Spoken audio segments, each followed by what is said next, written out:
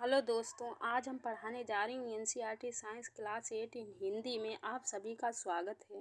ये video class 8 chapter 3 संश्लेषित रेशे और प्लास्टिक से संबंधित है। इस वीडियो में अभ्यास के सभी प्रश्नों का कंप्लीट सलूशन दिया गया है। इसके अभ्यास प्रश्न जितने दिए गए हैं सभी को हम बारीकी से समझेंगे। हर एक प्रश्न को हम विस्तार से समझेंगे। क्या है तो प्रश्न नंबर फर्स्ट हमारा क्या रहने वाला है उसे हम देखते हैं और उसे हम समझते भी हैं। तो फर्स्ट, कुछ रेशे संश्लेषित रेशे क्यों कहलाते हैं? जो कुछ रेशे होते हैं संश्लेषित रेशे क्यों कहलाते हैं, इसमें हमारा पूछा गया है। तो इसका हम उत्तर देखते हैं। कुछ रेशे जो पौधों या जंतुओं से प्राप्त नहीं होते। कुछ रेशे जो होते हैं पौधों और जंतुओं से प्राप्त नहीं होते हैं। वे कृत्रिम रूप से मनुष्य द्वारा बनाए जाते हैं, वो मानव द्वारा बनाए जाते हैं, संश्लेषित रेशे कहलाते हैं। जैसे पॉलिस्टर नायलॉन आदि। जैसे जो रेशे होते हैं मानव उनका स्वयं निर्माण करता है, उन्हें हम संश्लेषित रेशे कहते हैं। मानव के निर्माण द्वारा बनाए गए रेशे संश्लेषित रेशे कहलाते हैं। प्रश्न नंबर 2 देखते हैं। रेयान एक संश्लेषित रेशा नहीं है, क्योंकि इस सही उत्तर को चिन्हित कीजिए। देखते हैं इसमें क्या है। इसका रूप रेशम समान होता है। इसका रेयान का रूप रेशम समान होता है? नहीं होता है। इसे काष्ठ लुगदी से प्राप्त किया जाता है। इसके रेशे को प्राकृतिक रेशे के समान बुना जा सकता है। तो इसमें हमारा राइट आंसर खा वाला रहेगा। इसे काष्ठ लुगदी से प्राप्त किया जा सकता है। रेयान जो होता है इसे काष्ठ और लुगदी से प्राप्त किया जा सकता है। ये प्राकृतिक रेशा भी नहीं होता है। प्रश्न नंबर 3 देखते हैं। उचित शब्दों द्वारा रिक्त स्थानों की पूर्ति कीजिए। देखते हैं। संश्लेषित रेशे अथवा रेशे भी कहलाते हैं। संश्लेषित रेशे को क्या हम कृत्रिम रेशे भी कह सकते हैं और मानव निर्मित भी रेशे कह सकते हैं। देखते हैं। संश्लेषित रेशे कच्चे माल से संश्लेषित किए जाते हैं जो कहलाते हैं, तो इन्हें हम संश्लेषण कहते हैं। जो मानव द्वारा बनाए जाते हैं रेशे उन्हें हम संश्लेषित रेशे या संश्लेषण भी कहते हैं। संश्लेषित रेशे की भांति प्लास्टिक भी है। प्लास्टिक भी एक बहुलक है। जो प्लास्टिक होती प्लास्टिक एक बहुलक के समान। इसके जैसे मोतियों की माला, हम बहुत सारे मोती लगा के एक मोतियों की माला, तो इसे बहुलक कहते हैं। एक ही चीज़ के बहुत सारे मतलब बहुत मोती लगाए जाते हैं एक ही जैसे, तो उन्हें हम बहुलक कहते हैं। प्रश्न नंबर 4 देखते हैं। नायलॉन रेशों से निर्मित दो वस्तुओं के नाम जो नायलॉन रेशे की प्रबलता दर्शाती हैं। तो पैराशूट हो गया तथा चट्टानों चढ़ने हेतु रस्सी हो गई। जो नायलॉन होता है नायलॉन होता है इतना मजबूत होता है कि इसकी रस्सी चट्टानों पर चढ़ने हेतु रस्सी बनाई जा सकती है, इसलिए ये आसानी से टूटता नहीं है। प्रश्न नंबर 5 देखते हैं। खाद्य पदार्थों का संचालन करते हेतु प्लास्टिक पत्रों के उपयोग। खाद्य पदार्थों का संचालन हेतु प्लास्टिक पत्रों का उपयोग देखते हैं। क्या उपयोग हम करते हैं। ये हल्के होते हैं इसीलिए हम इसका बहुत ज़्यादा उपयोग करते हैं। ये बहुत मजबूत भी होते हैं इसीलिए हम इसका उपयोग करते हैं। ये चिरस्थायी होते हैं, ये बहुत लंबे समय तक चलते रहते हैं, इसीलिए इनका उपयोग किया जा सकता है। हल्के होते हैं, मजबूत होते हैं और चिरस्थायी होते हैं। प्रश्न नंबर 6 देखते हैं। थर्मोप्लास्टिक और सेस्टिंग प्लास्टिक के मध्य अंतर को स्पष्ट कीजिए। थर्मोप्लास्टिक और थर्मोसेटिंग प्लास्टिक देखते हैं। गर्म करने पर पिघल जाती है और गर्म करने पर नहीं पिघलती है। तो थर्मोप्लास्टिक जो होती है गर्म करने पर आसानी से पिघल जाती है और थर्मोसेस्टिंग प्लास्टिक ऐसी होती है जो गर्म करने पर आसानी से नहीं पिघलती है। एक बार जैसी बन गई वैसी बन गई, ये आसानी से नहीं पिघलेगी। और इसका दूसरा पॉइंट देखते हैं। इन्हें पिघलाकर दूसरे आकार में ढाला जा सकता है। इसे थर्मोप्लास्टिक होती है, इसे हम मतलब पिघला के दोबारा से दूसरा आकार दे सकते हैं। लेकिन थर्मोसेटिंग प्लास्टिक ऐसी प्लास्टिक है जिसे हम दूसरा आकार नहीं दे सकते हैं। जैसी भी वो मतलब बन गई वैसी ही बन गई, दोबारा उसका कोई भी आकार हम चेंज नहीं कर सकते हैं। जैसे इसका देखते हैं। पॉलीथीन हो गई, पीवीसी हो गई, और इसका उदाहरण देखें बेकेलाइट हो गया, मेलामाइन हो गया। प्रश्न नंबर 7 देखते हैं, समझाइए सेटिंग प्लास्टिक से निम्नलिखित क्यों बनाए जाते हैं। डगेची के हत्थे, विद्युत प्लग स्विच प्लग बोर्ड।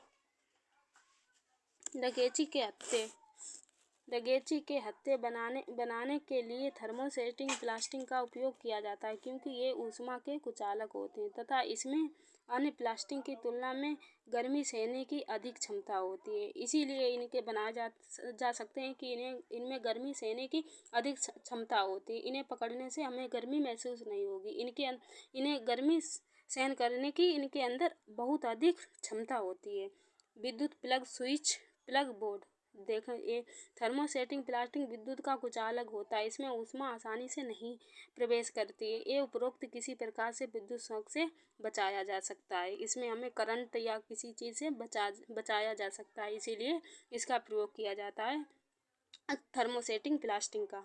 प्रश्न नंबर 8 देखते हैं, निम्नलिखित पदार्थों को पुनः चक्रित किए जा सकते हैं और पुनः चक्रित नहीं किए जा सकते में वर्गीकृत कीजिए। टेलीफोन तंत्र हो गया, प्लास्टिक खिलौने हो गया, कुकर के हत्थे हो गए, सामग्री लाने वाले थैले हो गए, बॉल पॉइंट पेन हो गया, प्लास्टिक के कटोरे, विद्युत तारों के प्लास्टिक आवरण हो गए, प्लास्टिक की कुर्सियाँ हो गई, विद्युत स्विच हो गई। तो इसमें हम देखते हैं पुनः चक्रित किए जाने वाले जिनका हम प्रयोग दोबारा से कर सकते हैं, उन्हें देखते हैं कौन कौन से इसमें हम छांटते हैं। पुनः चक्रित किए जाने वाले हैं प्लास्टिक के खिलौने। प्लास्टिक के जो खिलौने होते हैं इनका दोबारा से हम उपयोग कर सकते हैं। सामग्री लाने वाले थैले हो गए, इनका भी बॉल पॉइंट पेन हो गया, प्लास्टिक के कटोरे हो गए, विद्युत तारों के प्लास्टिक आवरण हो गए, प्लास्टिक के कुर्सियाँ हो गई, इनका हम दोबारा से प्रयोग कर पुनः चक्रित किए जाने वाले। अब पुनः चक्रित नहीं किए जाने वाले हैं, देखते हैं क्या है। टेलीफोन यंत्र हो गया, कुकर के हत्थे हो गए, विद्युत स्विच हो गई, इन्हें हम दोबारा से प्रयोग नहीं कर सकते हैं। प्रश्न नंबर 9 देखते हैं, राणा गर्मियों के लिए कमीजें खरीदना चाहता है, उसे सूती कमीजें खरीदनी चाहिए या संश्लेषित। कारण सहित राणा को सलाह दीजिए। अगर आपको राणा सलाह लेता है कि हमें गर्मियों के लिए कौन से वस्त्र खरीदने चाहिए, सूती या संश्लेषित, तो आप उसे क्या सलाह देंगे। चलो हम देखते हैं।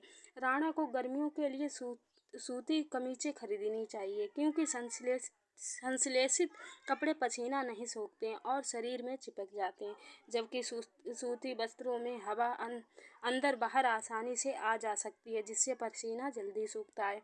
जैसे हम समझते हैं राणा को गर्मी के लिए सूती वस्त्र खरीदने चाहिए, क्योंकि सूती वस्त्र जो होते हैं हवा का आदान प्रदान करते रहते, हमारे अंदर बाहर जाती आती रहती है शरीर के, तो इससे सूखती वस्त्र पसीना भी सूख जाता है।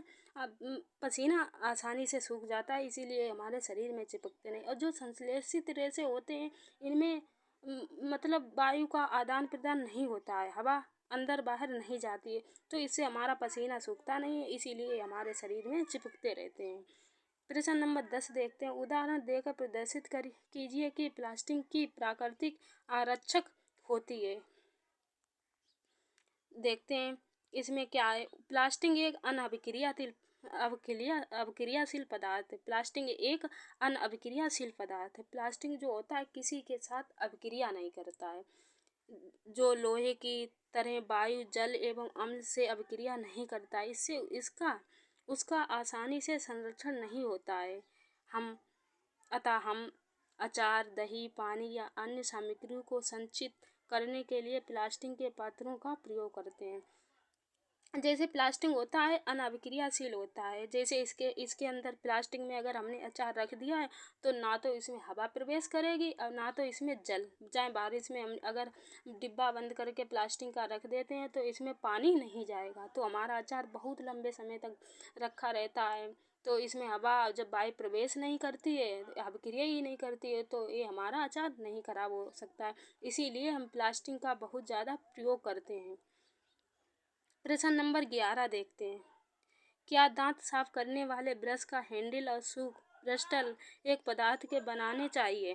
तो देखते हैं, नहीं, दांत साफ करने के ब्रश का हैंडल और सूक एक ही पदार्थ से नहीं बनाने चाहिए। ब्रश का हैंडल नहीं किसी सख्त पदार्थ से बना होना चाहिए, ताकि ब्रश को पकड़ना एवं चलाना आसान हो। इसके विपरीत ब्रश के सूक मजबूत एवं लचीले रेशे के बने होने चाहिए। जैसे हम समझते हैं जो उसका हैंडल होता है ब्रश का, तो उसका बहुत अगर लचीला हमने ऐसे बना दिया तो वो लचपच जाएगा, तो हमारे दांत, हम उससे दांतों को साफ नहीं कर सकते। अगर उसके सूख होते हैं, अगर हमने वो बहुत कड़े उसके रेसे उसके बना दिए, तो वो हमारे मुंह में, उससे हम ब्रश नहीं कर सकते हैं। वो उस सूख बहुत लचीले होने चाहिए जिससे हमें ब्रश करने में बहुत आसानी हो। और हैंडल एक वैसा मजबूत बनाना चाहिए, सख्त पदार्थ का, जिससे हमें पकड़ने से कोई वो ना हो, वो पकड़ें तो आसानी से ब्रश कर सकें। तो इसीलिए हैंडल और सूक एक एक ही पदार्थ के नहीं बनाने चाहिए, हमें अलग अलग बनाने चाहिए। प्रश्न नंबर 12 देखते हैं। जहाँ तक संभव हो प्लास्टिक के उपयोग से बचिए। चलो हम देखते हैं प्लास्टिक के उपयोग से बचिए क्या है। प्लास्टिक हल्का होता है, प्लास्टिक हल्का तो होता ही है, प्रबल भी होता है, चिरस्थायी होता है, बहुत लंबे समय तक चलता रहता है, परंतु ये जैव अनिम्नीकरण पदार्थ होता है, अर्थात प्राकृतिक द्वारा सरलता से विघटित नहीं होता है। इसीलिए इसका प्रयोग करते समय 5R सिद्धांत का ध्यान में रखना चाहिए। इसके लिए हमें क्या करना चाहिए? फर्स्ट नंबर है, उपयोग कम करिए, प्लास्टिक का उपयोग जहाँ तक हो इसे कम करिए। जब ज़्यादा ही ज़रूरत हो तो हमें प्लास्टिक का उपयोग करना चाहिए। प्रश्न नंबर 2 इसका देखते हैं। पुनः उपयोग करिए। अगर मतलब प्लास्टिक एक बार प्रयोग कर लिया तो जहाँ तक ज़रूरत काम चल सके तो हमें उसी का उपयोग कर लेना चाहिए, नई प्लास्टिक का उपयोग नहीं करना चाहिए। पुनः चक्रित करिए और इसे पुनः चक्रित कर लेना चाहिए। पुनः प्राप्त करिएगा। पुनः एक चीज़ अगर ख़राब हो गई, दोबारा अगर हो तो उसी को दोबारा उसी में डाल लेना चाहिए, बना लेना चाहिए। और 5 है, उपयोग ना करिए। जहाँ तक बच हो सके तो इसका हमें उपयोग करना ही नहीं चाहिए। प्रश्न नंबर 13 देखते हैं। कॉलम ए के पदार्थ को कॉलम बी में दिए गए वाक्य खंडों से सही मिलान करिए। पॉलिएस्टर क्या है? कपड़ों में आसानी से बल नहीं पड़ते हैं, मतलब कपड़ों में आसानी से सिमटे नहीं पड़ते हैं। टेफ्लॉन क्या है? ना चिपकने वाले भोजन बनाने, पात्रों निर्माण में उपयोग में लाया जाता है। टेफ्लॉन ऐसा है कि इसमें भोजन बनाने समय इसमें चिपकता नहीं है, इसीलिए हमें टेफ्लॉन का उपयोग में लाया जाता है। रेयान क्या है? एक कास्ट लुगदी का उपयोग कर तैयार किया जाता है। नायलॉन क्या है? पैरासूट और मोजा बनाने में उपयोग किया जाता है। नायलॉन बहुत मजबूत भी होता है और मुलायम भी होता है। प्रश्न नंबर 14 देखते हैं। संश्लेषित रेशा औद्योगिक निर्माण वास्तव में मेरे वनों के संरक्षण में सहायक हो रहा है। संश्लेषित रेशा का औद्योगिक निर्माण वनों के संरक्षण में सहायक हो रहा है, क्योंकि इसके लिए पेड़ पौधों को काटने एवं जीवों का शिकार करने की आवश्यकता नहीं होती। जो संश्लेषित रेशा होता है मानव निर्माण द्वारा बनाया जाता है, तो इससे हमें क्या होता है? वनों की कटाई बच जाती है, जीवों का शिकार नहीं होता है। पहले जब मानव निर्मित रेशा नहीं बनाया जा सकता था तो पेड़ों को काटते थे और जीवों की शिकार करके। तो इनसे इन संश्लेषित रेशे बनने से क्या हमारा हो गया? पौधों की कटाई भी कम होने लगी और जीवों का शिकार भी नहीं होता है। प्रश्न नंबर 15 देखते हैं। ये प्रदर्शित करते हैं तो एक कलाप का वर्णन कीजिए कि थर्मोप्लास्टिक विद्युत की कुचालक है। चलो देखते हैं। थर्मोप्लास्टिक विद्युत का कुचालक होता है। एक सेल के धनात्मक और दूसरे ऋणात्मक भागों को तारों से जोड़कर उसके साथ बल्ब और थर्मोप्लास्टिक की वस्तु जोड़ने पर बल्ब नहीं जलता है। हमने पहले थर्मोप्लास्टिक अनअभिक्रियाशील होती है, इसे मतलब इसमें करंट ही नहीं जाएगा। तो परंतु इस प्रयोग में थर्मोप्लास्टिक को वस्तु से हटा लिया जाए। अगर थर्मोप्लास्टिक को हटा लिया जाए तो इससे निष्कर्ष निकलता है कि थर्मोप्लास्टिक विद्युत का कुचालक है, तो हमारा बल्ब जलने लगेगा। तो इससे भी निष्कर्ष निकलता है कि थर्मोप्लास्टिक विद्युत का कुचालक होता है। यहाँ पे हमारे सारे प्रश्न कंप्लीट होते हैं। चलो मिलते हैं न्यू वीडियो और न्यू चैप्टर के साथ। बने रहिए हमारे इस चैनल पे। Thank you.